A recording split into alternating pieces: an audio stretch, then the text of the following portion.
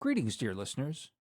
Before we get started, a reminder to head on over to wisdomofcrowds.live and consider becoming a paying subscriber if you're not one yet. You'll get access to, among other things, the full conversation, as well as other subscriber-only benefits. And don't forget to give us a like and review on your favorite podcast app. With all that out of the way, on to the show.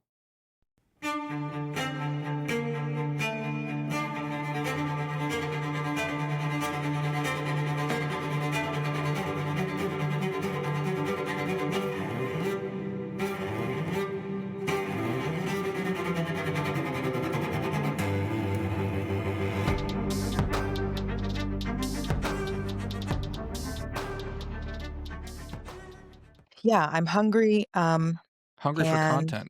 hungry, starving for content, as Starving for always. sparkling conversation, as are we all. This is what Yeah, it's that's why we come here. That's what we why we come deliver here. to you Well, guys. I'm actually really hungry because I'm fasting, so I hope that our dear listeners will put up with hopefully it won't be too noticeable. It's never noticeable, Shadi. We've done these Ramadan episodes. Yeah, we have. You're- It's It's true. it's always noticeable. isn't it Shadi supposed is to- like unusually grumpy and sad.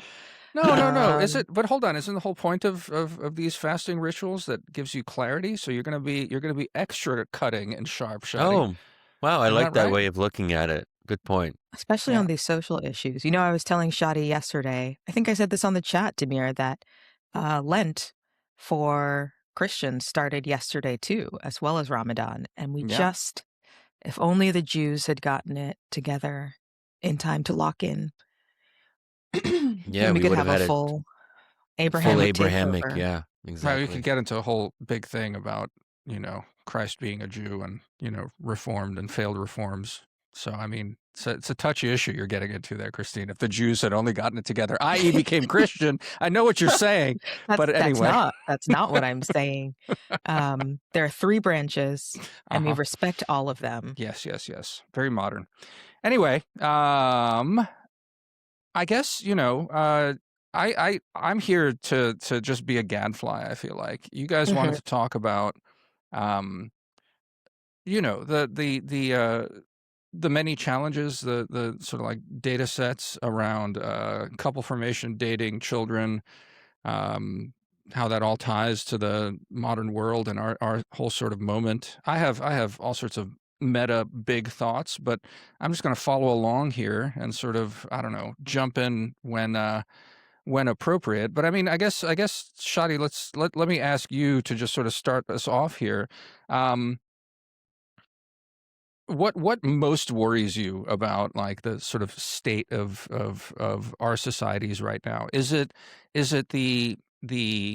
um the downstream effects, the sort of like sociological things about like population and the fact that like I mean immigration kept America going for a very long time and maybe masked some of this, but now that Trump has basically killed immigration, that these are sort of like downstream effects bother you more? Or is it more the sort of social stuff like unhappiness, the like much discussed, much reported, much like combed over statistical data set? What's like motivating your concerns most about this stuff?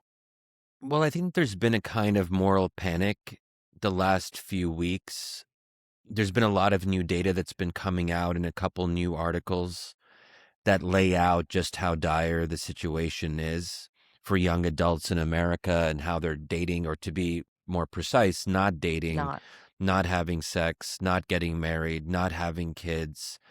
And we've talked about this on the podcast before, but the new numbers are really striking. I mean, there's a study from the Institute for Family Studies that projects that if current trends continue, 1/3 of young adults will not marry, and 1/4 of young adults will not have children. Those are just remarkable numbers. Another study that that young adults aged 22 to 35, that 2/3 of them had not dated or only dated a few times in the past year. That's crazy. To only go on a few dates in an entire year, that is pretty dire. In the IFS study, there's also this stat that I found. I'm almost skeptical of it, and we should probably take it with a grain of salt. But basically they said that found that women who are middle aged today and reach 30 without starting a family only had a 50% chance of having children. In other words, if you don't have children by the age of 30, there's only a 50% chance you'll have children. I would be skeptical about that. I'd have to look at those numbers a little bit more closely. And obviously now women are projected to have children later in their lives. So we might see that shift over time. But anyway, it's just to say that we're heading into difficult territory. Now the question is, why should we be worried about that? I think for me, I want people to be happy. So if you have people who are lonely and despairing and don't feel like they're connected to another person, or are so individualistic that they're just focused on themselves all the time, that's a recipe for an unhappy society. It's a recipe for social instability, because especially if young men are not partnered, they're likely to be more more unstable, more radical, taking on extreme political positions. Having a family has a way of tempering people on average. But I think that for me, I also want America to remain strong and powerful. So the idea that our population will begin shrinking earlier than expected is also concerning to me, especially if we don't have immigration. So if Republicans, oddly enough, Republicans are the ones who talk a big game about declining fertility rates, but they're not actually willing to do the one thing that will offset that, which is bring in more people from abroad. Otherwise, there's just no way we're going to sustain our population. The fertility rate now is 1.66, which is well below replacement rate. Immigration is the only answer in the medium to long term. I don't know, Christine, like what bothers you like most about this? Is it the happiness or is this downstream stuff? Like I think like to me those are two very separate things, and I want to sort of like poke at that a little bit. Like are we worried about I don't know, our societies and like the politics of it and stuff like that, or are we just worried about the people and happiness? Or you in particular? I don't know about we. I don't know what the royal we is here. Yeah. The royal we, Prince Andrew has been arrested for the man formerly known as Prince Andrew, has been arrested for But not his Epstein ties today. Yeah, but So not no not Oh, but royal wow. we. again, but let's just I mean, that is a good I'm just point. delighted by that. So I Yeah, but just wanted to it ain't for drop that in there. pedophilia. Let's just be careful here. For Like now. this is the same as Mandelson, the gay man. Anyway, sorry, never mind. Anyway, that's That's unrelated. neither here nor there. But I'm just rejoicing that someone somewhere is taking the fall for some Epstein stuff, even if apparently no one in America is. I mean, you're We opening a can. can of worms here because, I like, I think the know. Epstein thing, like climate change, is a hoax. But anyway, go on. Oh, okay. Wait, really? That's your position, We're gonna Demir? save this for the back. Save this, This save is this, save this subscriber for a different content, episode. man. This is not what we came here for. It's not what we came here for. Yeah. So to get back to what we were originally talking about, I am more worried about. I mean, I think I'm worried about both parts. I am worried about the social effects on happiness. Yeah. On the, I think of an ideal of human flourishing that involves love and community, the virtues, like things that make a life good. And I do worry that a lack of partnership, like failures to find mates if those are wanted, to form families, etc., means that less of that flourishing will be happening. So I worry about the social aspects, and of course, the kind of hard economic um, effects are downstream from that. And, I worry about those too. I mean, there are productivity questions, older societies, or societies rather with many sort of older people and fewer young people. And young people coming up tend to be less dynamic, in part just because, socially younger people are more likely to take risks and make changes. Societies that skew older tend to have dependency issues, where, you have one sort of working person supporting not just like one older person, in a sort of social security scheme, but like maybe one working person supporting four. or more, and that, sort of tips the economic balance in a way that doesn't really make a lot of sense for government stability. Um, yeah, but when I think about the question, my mind, I think, first really goes to the individual impact, and also I think what those social impacts actually look like when they are sort of dispersed through society. So, of course, there's like, the one thing about men and women aren't dating, or Gen Z is not getting together, and they're not hooking up. Sure. But what does that mean for like the outflows in society, for not just romantic and relational culture, but for everything else? So, honestly, when Shadi said that there was a moral panic over the past few weeks, because I'm a little bit brain rotted at this point, as frankly I know both of you two are too, I was like, was Shadi worried about how Clavicular was frame mugged by the ASU frat leader? Um, and if you know what that means, I'm sorry. Yeah. No, this is going to be this is troubling for, it's troubling that I know what that means. It's troubling. I was talking to a friend of mine who, is at State Department. He's got 2 kids and whatever. Turns out his daughters are, I think, like in their teens right now, and he actually knew what it meant. And I was like, "Wait a second, how's this possible?" And he was like, "Oh yeah, you have daughters now." So, I mean, whatever. He's a friend of mine from way back when. Weird young I men are forgot. out there calling his daughters foids, and But he has to deal with it. but It is amazing in the last couple weeks too, just how much clavicular has become in the mainstream.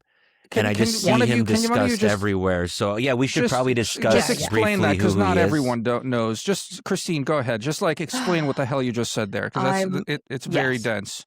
Okay, yeah, that was very dense, and not in a great way. So There's a guy is a YouTube celebrity, a YouTube right? celebrity and influencer Yeah. in the field of looks maxing, which is this sort of movement that emerged from like incel forums, whereby men in particular come to believe that their success in life is determined only by their attractiveness.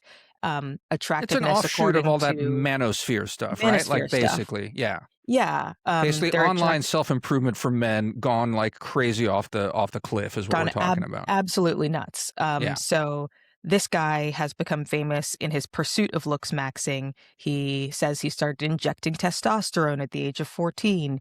He engages in bone smashing, whereby he like hits his face with a hammer so that his like cheekbones become sharper and his jaw becomes more defined. He Worth talks about all noting of the plastic surgery that he's had, whatever. And Worth all noting of that he's impotent, right? Like that's the he because of says the he's because So impotent. he's of worried. injecting. He's worried that he's impotent. We don't know for sure. We don't have any proof. Well, But in the sort of looks maxing community, they've also come up with a lot of slang and lingo that has now sort of trickled out into the mainstream. So like mogging, which is, one-upping somebody you're near by being more attractive than them in some way.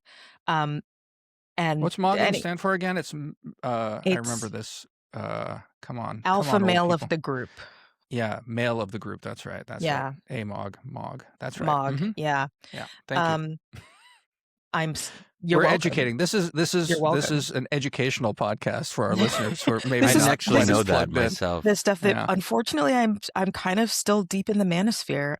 Good. Where Someone it's not. needs to be. It's Someone not needs to good. be, Christine. You're doing the Lord's work here. Go on. Yes. Anyways, this person has become popular. This community has burst out into the mainstream, and I point to this because it's kind of comical in its ridiculousness. Like these guys obsessed with being attractive, ostensibly to get women, but like none of them talk to women. The episode you were describing basically is some women approached him, right? I mean, there's a lot of lingo in there, but some women approached him, and he like he sees them as a threat in a way, because like he's so into like the manhood thing that he's impotent and functionally gay is actually the way I'd put it, right? Like basically he's put off by the women he's supposed to be attracting with his beauty because they somehow distract him from a pursuit of his own. It's basically narcissism, narcissistic. literally narcissism to the point of homosexuality is what we're talking Yeah. about here. Yeah. And he always seems uncomfortable. Yeah, he does always seem uncomfortable around women. There's a lot of these like clips of women being so excited, girls, I should say, because he's quite young. Girls coming up to him and being kind of in the midst of who they see as a celebrity, and he just looks uncomfortable. He's freaked out by them. Yeah. Yeah. And he's noted that in some interviews, people have been like, it seems like it kind of makes it a lot. If you've looks maxed, you don't even really have to date women because there's no need to date women or sleep with women. And he's like, yeah, honestly, just knowing that I could be with a woman is what I want. Like, not having sex actually saves me a lot of time. Yeah. Which is interesting. But so anyways, I bring this up because I'm interested in what the offshoots of this sort of lack of relational ability will look like in society. And it seems like it kind of looks like men going off into their isolated corners and becoming like weird in their own ways that sort of ostensibly relate to women, but don't actually relate to women at all. And then women also kind of moving to their own corner and becoming obsessed with their own things. And this gender divergence, I think, also has a lot of outputs for society, whether it means just sort of more social friction as men and women interact less and understand each other less. We've already seen the political divides whereby women are voting on the whole in a far more sort of liberal and democratic direction. Men are becoming more conservative or dropping out. I think we'll see probably real differences in priorities going forward when we start to think about like what policies a government should prioritize, who the constituencies are. And yeah, I continue to wonder what these new subcultures that are emerging are saying about the direction our society is moving and how much they relate to this fact that people are not forming kind of traditional unions anymore and traditional families. Can I like just nudge us into maybe like a stage discussion here, Shadi, also you on this, like, but basically, both of you who've and it's my first question, but let me state it again. You're both sort of like both and human flourishing / happiness and downstream stuff. Let's just like take these maybe in turn rather than conflating them into one big thing, because I tend to think they're kind of different. One is just sort of like output, what's like quote unquote good for society or good for anything, and one can have all sorts of things, but then like what is good for individuals? And I guess the question is, maybe Shadi, you go first, but like what troubles you most about all of this? And without going into what Christine was just saying about, and what you were also alluding to, like the downstream political effects and immigration, the rest of it, like what worries you about like the kids these days? And the question being, I guess, sort of loaded in that way, is just like, we're getting old, isn't it always like the kids these days? You're like, oh, what's going on? I know there's all sorts of studies about self-reported happiness and things like that. I guess I'm always a little skeptical about self-reported happiness studies as well, because it's the objectivity of it. I mean, because it's self-reported, it always necessarily has to be, even when you take it in aggregate that way. So I don't know. Talk to me a little bit about like the normative / like human flourishing, as Christine puts it. Like a loaded, what is it? Is it Augustine that comes up with flourishing as a thing? Is that how it makes it into Christianity, Christine? I forget. But it's one of these things that I feel like social conservative Christians bring up a lot. It's the concept of human flourishing feels like at least an Aristotelian sort of thing that gets smuggled into Christianity somehow. And I've never felt like very comfortable with the idea. So I don't know. Walk me through it, guys. Yeah. Well, I guess the question is, how much does it matter whether or not people are happy? I suppose that's one way of asking it. But I do think that if I can just be a little bit vulnerable here, I am not married. I don't have kids, and I do honestly think that my life is lesser for it, just to be straight up. I think that there's a kind of there's a kind of melancholy there and a kind of being adrift when you aren't part of a kind of traditional family structure, and the fact that perhaps one third of young adults will be in the same boat, Can, that but that is worrying to but me. can I I can don't I want can I other people. I mean, we shouldn't. If we don't like that experience in our own lives, then we should hope that it doesn't become this mass thing that one third of the population has to experience, and that the if the that's where we're heading as a society. the only thing I just want to jump in here. This is a challenge, right? Which is the challenge of self-reported stuff right there. And the Mhm. problem with self-reported sort of notions like that is that you are comparing yourself to others and like free-floating ideals. You're not capable of comparing yourself, for example, in any objective slash empirical way to your happiness compared to, say, a terrible marriage that you may have gotten into 5, 10 years ago, that you're going through strife all the time, and your children are like wrecked and psychologically impacted by it because you guys are throwing plates at each other and all sorts of stuff.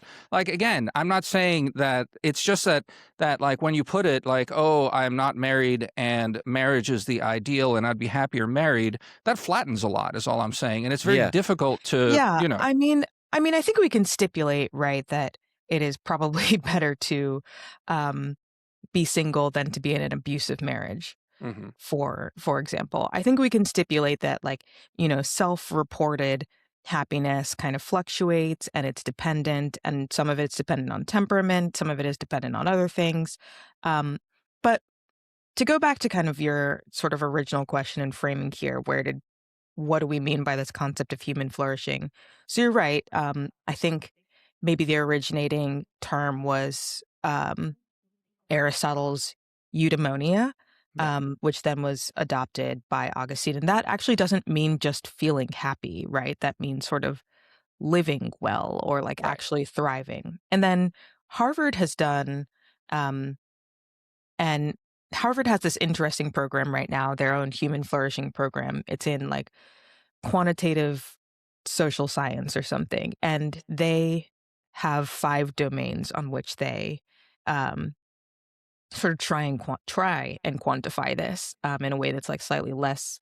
I mean, it's still self-reported, but I think more clear. And so the domains are happiness and life satisfaction, mental and physical health, meaning and purpose, character and virtue, and close social relationships, and then financial and material stability. And so, one thing that you can say, at least in the United States, and to varying levels in other countries, is that um, close partnership can and does influence, all of these domains. When we talk about loneliness and sort of the loneliness crisis, which is often attributed to men, but honestly, women are facing their own loneliness crisis. They just don't complain about it as much. And it's seen as, I don't know. And they also have, frankly, more resources to deal with it. Um, but people who have a partner or a husband, a wife, a spouse, a family just are less lonely because they have more close social relationships in their lives. And that is a key contributor to happiness and to well being. And that's a sort of well being that also spills over into like physical health. Having a spouse and family, like people tend to take care of themselves more and also have other people looking after them. In the US, especially when it comes to financial stability, the two parent or two person home um, is just more stable in our very precarious economic climate. And then questions about sort of how you find meaning and purpose and a sense of a future for many people that has to do with having other people around who they care about. And then you can say, like, okay, that has to do with other people. that has to do with having other people around who you care about. That doesn't necessarily mean that you have to be married to another person, or have kids be those people that you care about. But I think for, a long time in our history as humans, that has been the unit that has helped deliver that. And so if in this modern moment, suddenly a third to a half of the population is moving away from that structure, and frankly, we don't have other structures really in place to replace it. Like America is not a communal society. Like we no longer live in sort of broad community, in the way that, some other places do. Um, then what will replace it, and what will the future look like with less partnership before we, I guess, or if we evolve to something else? I guess the part that I think about when I hear you talking about when I hear both of you talking about this, for example, is that like, those other, I don't know, books, researches, things that have been done about like, how contingent and modern like our concept of modern partnership and quite frankly modern love is. Yeah. Like that the couple, I mean, you said the unit's been with us for a long time, but what like the family unit represents and what it represents in the imagination of today literally is it's like it's what is like 19th century stuff, maybe 18th century, but like, it's it's a pretty recent phenomenon. Like even going back to Aristotle, it's completely incomprehensible what we're talking about today to someone like Aristotle, as this like unit of like meaning bearing, which is fine. I mean, I think societies change and these things shift over time. I'm just sort of nudging up against this question of um, you know uh, the self-reported aspect of these things. And I mean, I'm not saying people are not unhappy. I'm not saying that self-reported stuff isn't valid. I mean, it's data and it tells us something about how people are feeling. It's making the leap from that into more normative claims that I guess I'm pushing up against. And you know, I think we can all safely agree that clavicular is probably not the path forward, though who knows, I Was guess. not clavicular happy? But I mean, I guess, at the limit, that was the question I'd put is just like, is what we're just basically saying is that young man, you're not on the path to happiness and here's why. And then aren't we just like tut-tutting a little bit there, which is fine. Yeah. I'm all Well, for tut-tutting, but like, we King Tut over here. Yeah, I agree with you. Like, to be clear, the sort of the nuclear family and like the romantic partnership model is very new, especially the romantic partnership model. And one thing that is actually very true in our society, and that I think we are coming to realize to our benefit, though we haven't necessarily fixed it, is that we may have over indexed on some of these models. Expecting a romantic partnership to be like the all or nothing marriage, right? Where your partner has to be like your lover, your best friend, your therapist, also your like trusted colleague at work. That is maybe a little bit too much for one person to handle. And we should, have spaces and other people with which to share our lives and spread some of that responsibility. And like the nuclear family, the fact that like if you have kids, it's the responsibility of the parents or even the single parent to do everything involving their kid and nobody else is helping.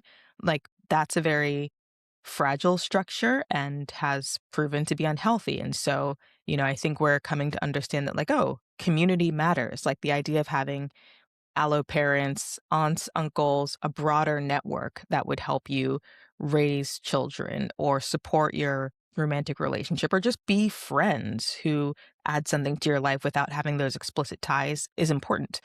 The thing is, we don't have those right now, or many people don't. As we have, prioritized the nuclear family and the romantic partnership over past decades, we've deprioritized these other ties to the extent that now, when people are no longer entering into, partnerships or forming families, you look around and you're sort of like, well, who else is there? Like, what else is there? And that, I think, is what is leading to the increase in loneliness specifically. Um, and so, like, one solution to this problem, or if not a solution, like one direction that we would move to is to begin to find meaning, purpose, community in broader groups and other people, but we haven't really made that leap. And so, since we don't have that other option as readily available, it is concerning that the option that we've depended upon and sort of built our society and government around seems to be kind of collapsing in this moment. So, like, I think all this to say, Tamir, I think you're right that we are maybe like overweighting these things. But in this moment, like the other option is not clearly available to us. And so one of the questions that I'm also interested in and interested in talking to you guys about too is what happened? Like, Well, how did I it happen? Shadi, I mean, are we over indexing? Do you agree with where Christine's ended up on this, or like there is something important about like actually the core male female partnership relationship and all the rest of it's like secondary concentric circles? No, I I don't know, do where are you think that at? we've put all of our eggs in the romance basket and we've raised expectations to the stratosphere. And I think that a lot of young people are just saying, we can't meet those expectations. We don't know how to find someone who aligns on all of these different levels. I mean, when you want so much from one relationship and you feel like you need so much from one relationship from your partner, some people are just going to exit the game altogether and say that they can't compete. There's this sense of scarcity as well.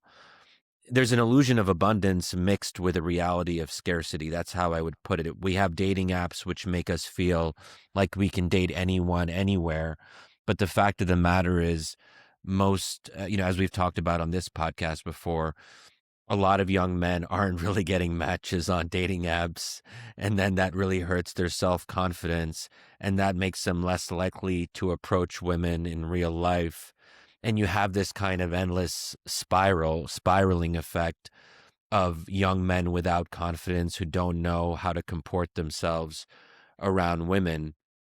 In some ways, the pre-modern model was, people weren't necessarily happier, but it was certainly easier that your families were involved. They kind of directed you to a potential partner who met the checklist of good family, good religion, whatever else it might be. It was obviously bad for women in that they were pressured to marry men they didn't want to marry.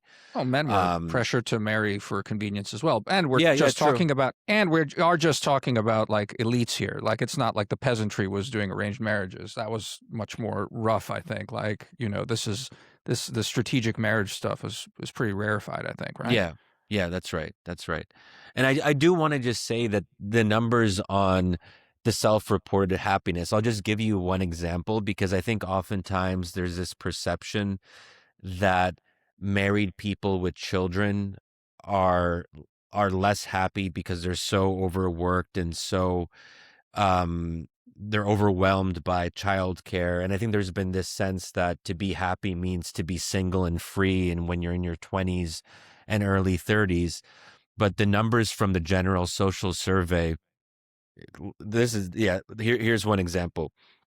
This is age 22 to 35, that 41% of young married moms are very happy with their lives compared to just 14% of their peers who are single and childless.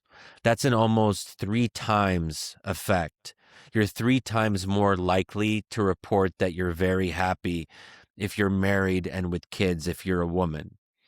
That is a huge, obviously there's causation versus correlation, and we could sort of unpack what's going on there. But the association is strong, and it tells us something important. Yeah, yeah. I mean, yes, sure. I mean, I guess, here, maybe like the way to then pivot from the normative to the sort of like more like consequentialist, I guess, thing here is, I think, again, I don't follow the research that closely, but there's been a lot written in the past about the importance of family formation for successful societies, right? Like especially for economic development, and like that has led to all sorts of things. But Christine, it's sort of like the question that you asked. like, how and why are we here?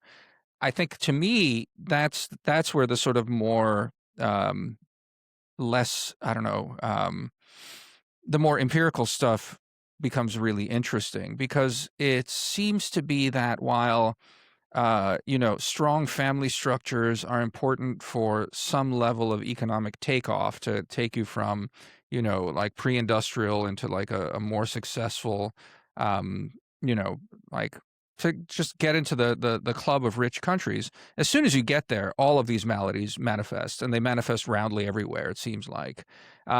That's the part that really jumped out at me. We'll put in the show notes the recent column by Martin Wolf, who seems to be in the FT plumbing this sort of stuff.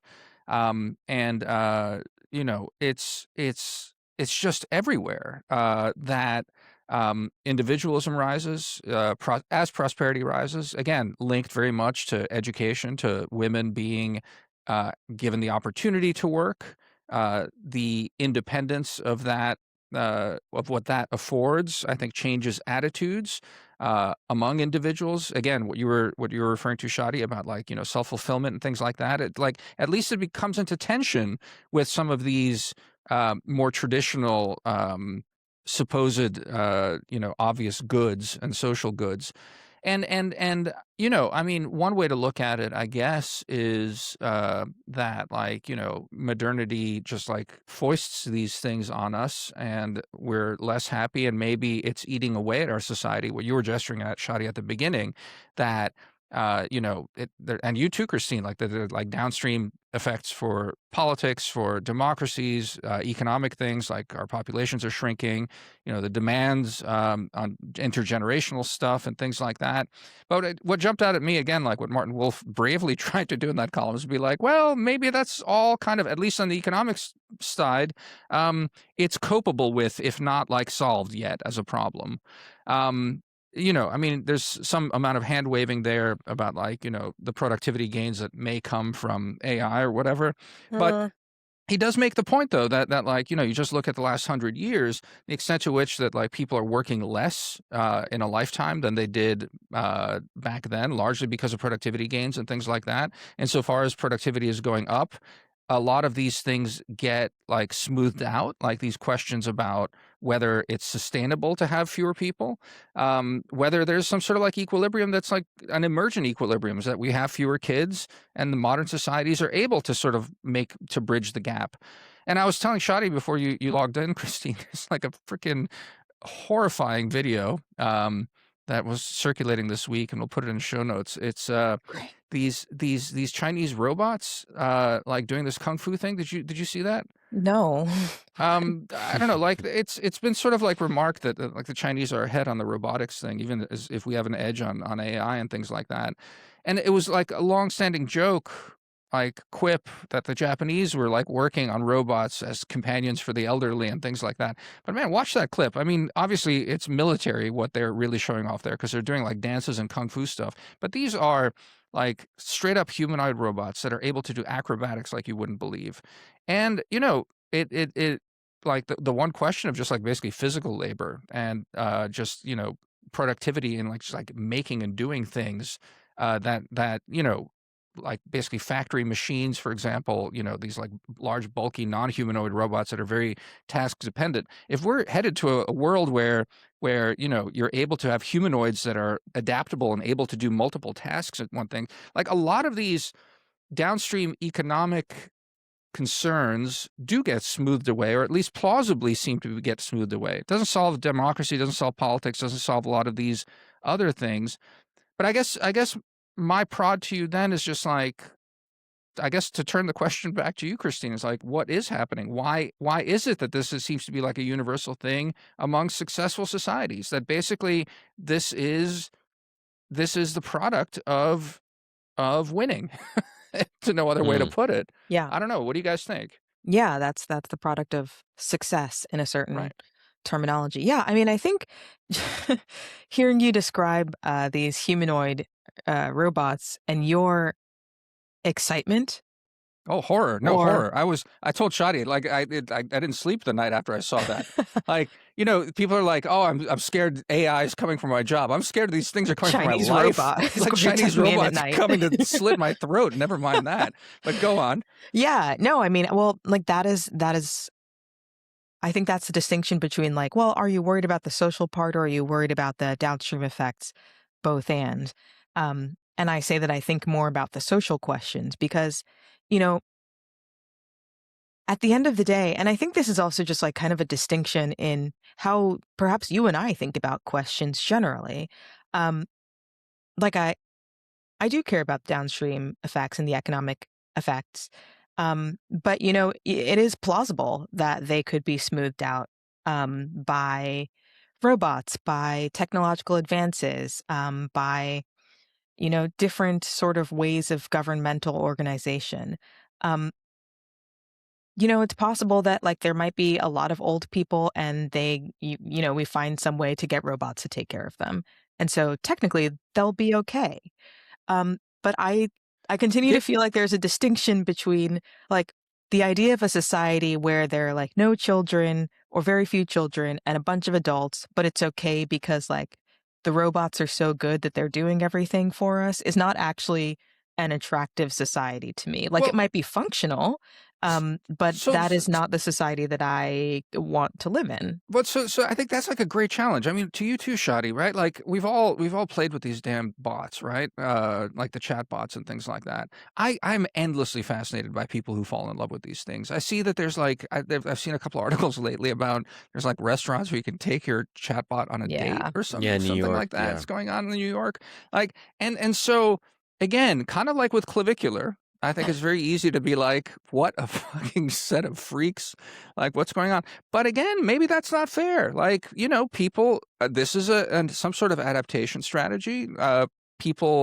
Some people seem to like a certain kind of sycophancy in their intimate relationships. That, the friction of having to deal with a real person who has an actual will and a perspective is actually not what they're looking for in a relationship. And so they fall in love with these things that I don't know, like when I hear stories like that, I feel like alienated from humanity. But it's also I think it's dangerous to just then turn up your nose and be like, well, these poor wretches. I don't know. They're I don't know. Talk to me about that. What do you think when you see that? I don't know, I Shadi. Yeah, mean, Shadi, if you don't get married in the next 5 years, would you marry a chatbot? That's not the question I'm asking. I think we're all snobby about this, but like I don't know. I'm challenging us to be less snobby about it. I No, guess. I am a little bit snobby about it in the sense that I think people it's better for people to be a certain way rather than another way. I mean, I have preferences about the good life, and I can't pretend that I'm neutral on that. I do think that marriage is a good way of molding people and tempering them and bringing them into society. Marriage is an entry point in that sense. And that's why, I'm sympathetic to the arguments that someone like Brad Wilcox makes in his book Get Married. And he has this new piece in Compact magazine where it's called Get Married Young, where he kind of develops this argument a little bit more, and he's saying that people should really consider getting married in their 20s because if you put it off to your 30s, then you're increasing your chances of remaining unmarried and so forth. Um, and I think that I can't imagine getting married in my 20s knowing the way that I was. I think that yeah, so I don't think it works for everyone, but I think if I'm advocating for other people, I think for ordinary people, it's probably better to focus on getting married in your 20s. I think for those of us who are elites, I mean, it is a little bit more difficult. We have different expectations. Ah, yes. And no, I'm just being honest here. Yeah. Yes, And it yes, is it yes. is true. This is People the who this is the fasting induced honesty. This is what Go this is off what we're king, here for. elite king. there is I used to look down on people who got married in their 20s. Like, what are they thinking? Don't they want to experience life? Don't they have expectations for their own career and success and focusing on that? But honestly, looking back, knowing what I know now, it seems like maybe their approach had a lot more going for it than I was willing to accept. But to get back to the point of, the snobbery issue, I don't think we should really go out of our way to accommodate these new tastes, because these new tastes are antisocial. And if people are going to a New York restaurant and having a date with an AI companion on the table, and I guess they have a particular setup for that in these restaurants, that's not something we should just say, well, okay, these are new ways of being alive. Let's find a way to get on board with that. No, you should not have an AI companion. We You should should mock actually them. try to have a real life companion, I because mean, so even we know that, we even know that just physical touch redirects the brain pathways. I mean, it's sometimes called dad brain, like when a dad actually holds a young baby. Like, I guess a Oh, baby is by definition young, but when a dad holds, I don't know how to talk about I'm an these old things baby, clearly. Shotty. I'm an When old baby. when a dad holds a I'm still baby, baby. there's something in their neural pathways that just changes, and they become more kind and compassionate and more like, there's apparently data on this that's like pretty impressive. It actually changes your brain functioning. So, That But tells us so something. actually, it's interesting because there is data on this, and like one of the most interesting points, and in this data that is kind of hotly debated, and goes well. So one thing that is true and measurable is that when a man has a child, when a man gets married and has a child, their testosterone levels fall. And this is actually one of the reasons why Andrew Tate, wretched man that he is, says that men should not get married and not hang out with women and like not take care of their kids because like they'll become low T or whatever. But actually, the effects of being low T in that way are that, yeah, men are actually civilized in a sense. Like they become less violent. They're less likely to take like stupid risks.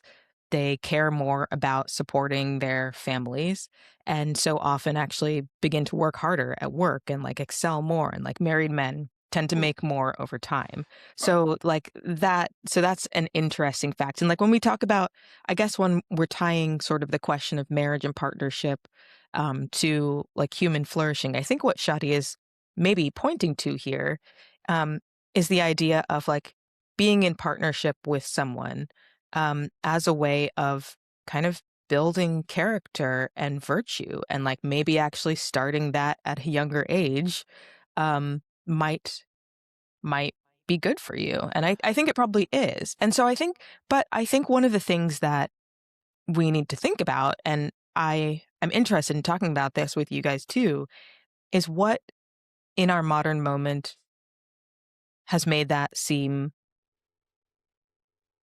unpopular. I guess like one of the big reasons why um, fertility rates fall and marriage rates fall in wealthier countries, why this is sort of the price of success, is that as countries become wealthier and people have more options, they have more options. women have more They're options. Let's be clear on that. That's the part of success, is educating women so they have right. more options. Part of Well, the part of the success of the old model is that women had fewer didn't choices. have anything to Like, do. Yeah. that's just like that's a hard thing to work around, like, ultimately. And I think it's that's borne out in a lot of ways. But go on. Yeah, no, women especially, have more options today. They don't have to be with a man Right. to Survive. survive. Yeah, to survive Correct. economically. They may not even have to be with a man to procreate, to have children. Correct. Um, there are, a Apparently. lot of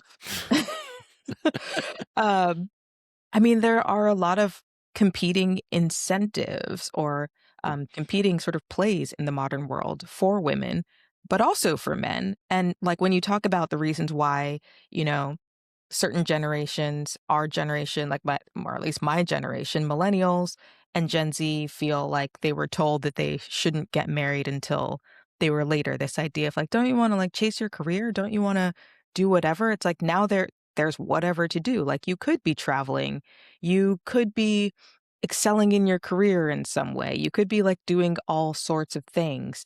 Um, and I think, the past 20 something years of culture have made those other options seem much more sort of sparkly and attractive and normative than the idea of, having a family and having children.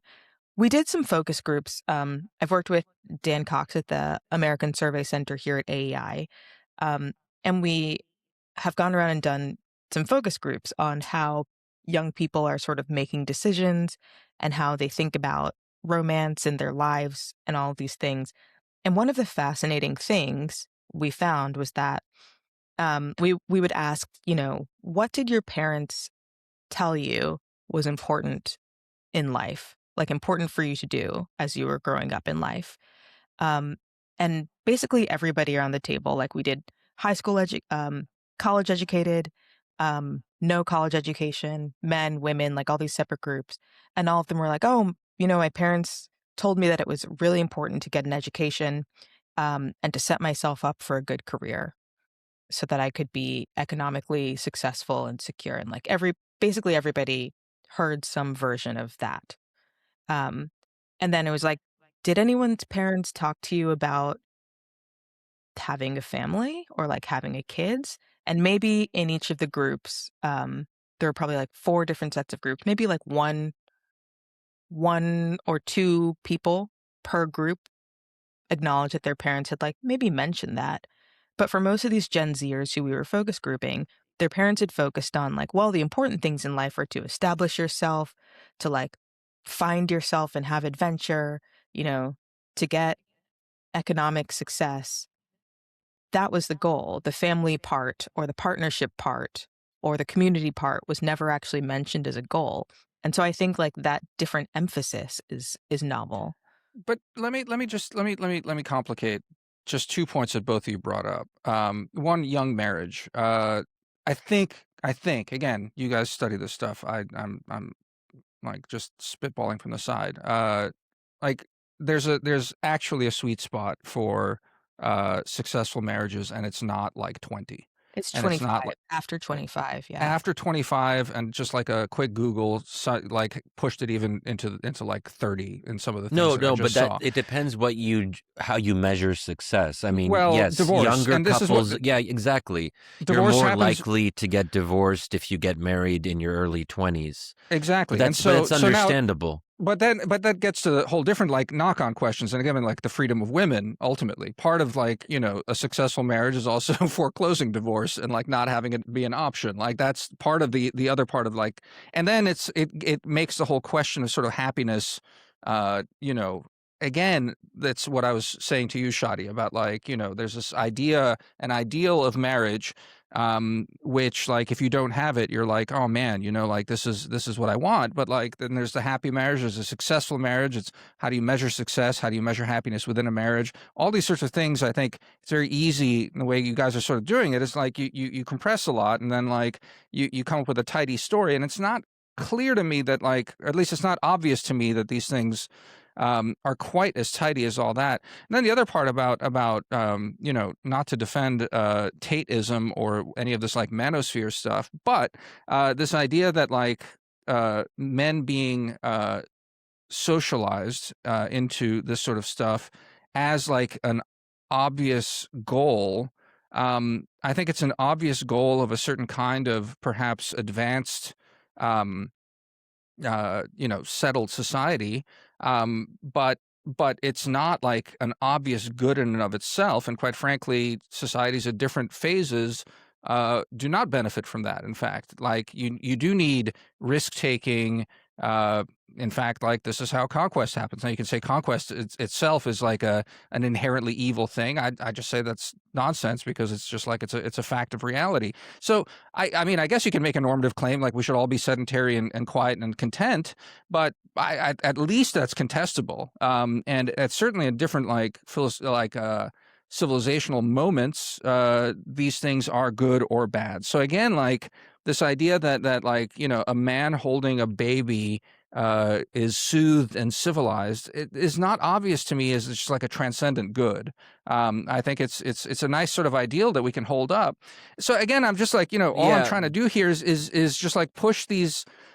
Just going back to we all have preferences, and we're all like revolted by things that seem to be happening, like people taking their phones on dates and talking to ChatGPT lovingly over like a bowl of pasta.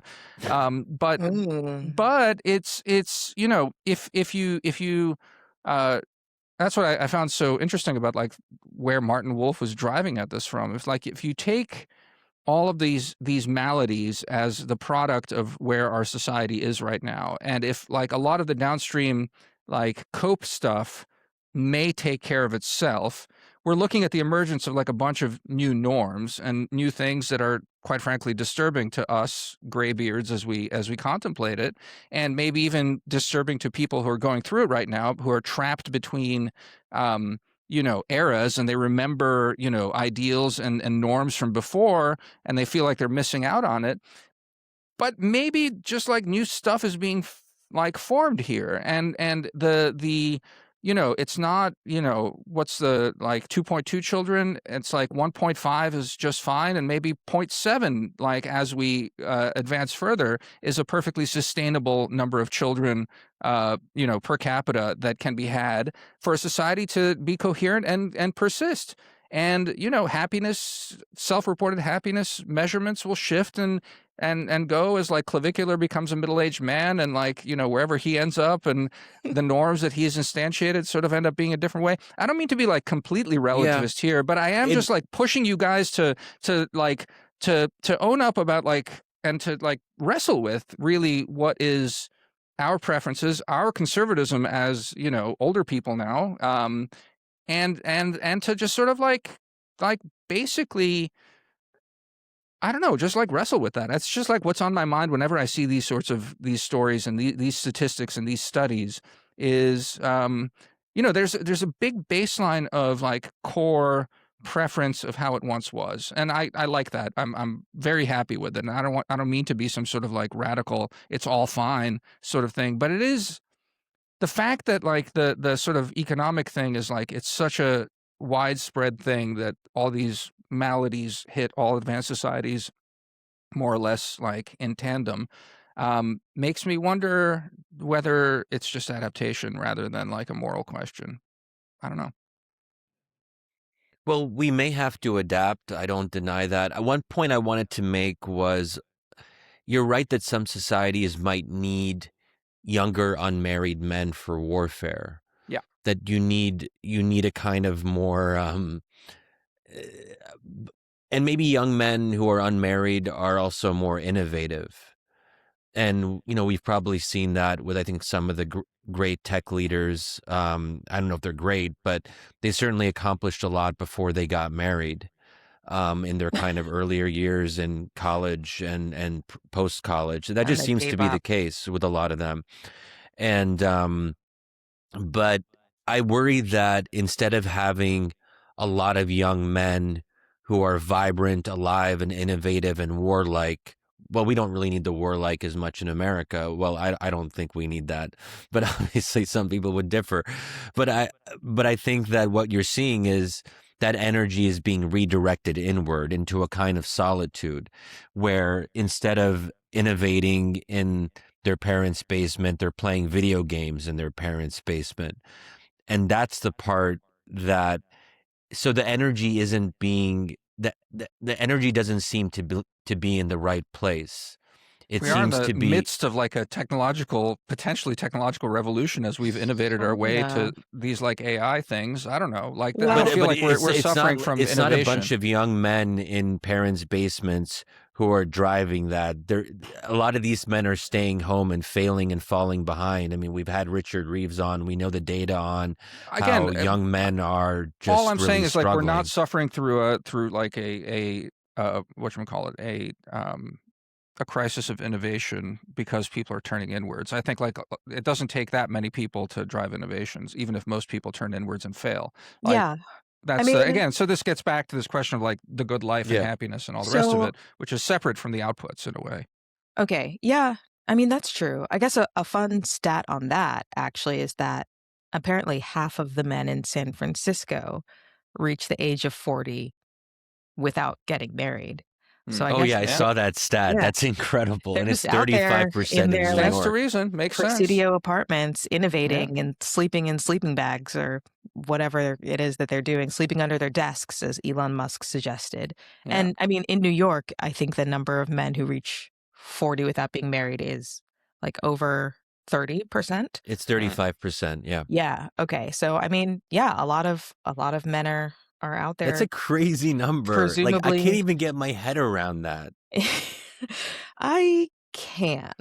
Um, but yes, so I mean that is happening. And I think like what you were saying about that innovation being turned in the wrong direction is interesting too. Like, yeah, there are, the men who are staying unmarried in San Francisco and innovating and coming up with AI tools or whatever, which, you know, one thing that I'll say, this is just a personal feeling. Some of the innovation, we we didn't need that actually. Like those young men who invented the like AI pendant that you wear on your chest could have done without it. They could have been Yeah. directing their energies elsewhere, frankly. Yeah. But I mean, that's just a side note. But You but know, when you I think of just like, but to put a point on that though, again, like it's the equivalent of everything we've been saying. It's like I don't like it, but like you know what I mean. Like there's many things yeah, that like this is why I was sort of making the quip about well, no, Epstein and climate change, but climate change is I think pretty similar to a lot of this sort of stuff. It's just like in the sense that like there's a lot of rhetoric around climate change. It's like we need to do something else, and there's plenty of evidence that climate change is just like also the product of just like massive success, and probably the best way out of it is not to be like, but we must change, and it's more you to have to stop basically it. hope that we'll adapt. Is basically the parallel I'm trying to draw here. Yeah, no, and that makes sense to me too. I will but I guess to get back to what Shadi was saying, this innovation or sort of excess energy of young men being turned into the wrong direction, not to keep focusing on clavicular, but I think one of the interesting things that we're seeing, right, is like presumably this innovation or this like interest in the world, instead of being directed outwards towards like something useful towards other people, has been directed inwards by these guys who are like, I'm going to use all of like my youth brain and strength to like hit myself in the face with a hammer and like come up with these like weird conspiracies around looks in a way that's not socially helpful. I think both normatively and like not quantitatively, like that's not moving anyone forward. And when we look at societies right now, when we're, looking at South Korea, for example, which is just like, steps ahead of us on this non-partnership, no children space, or Japan, um, they're not doing well, like as societies. And like that is kind of not what we want for ourselves. I think both normatively and um, quantitatively, in terms of innovation, in terms of like cooperation between peoples, in terms of sort of government stability at this point. And I think you're right, Demir, in that in this moment, um, we're going through a revolution. And I feel like I actually keep ending up with this when I think about AI, when I think about all of these changes. Like it definitely feels like we are moving from one era to the next era. And what that next era will look like, it's unclear. Like maybe it all comes out in the wash, Martin Wolf style. Maybe we'll all figure it out.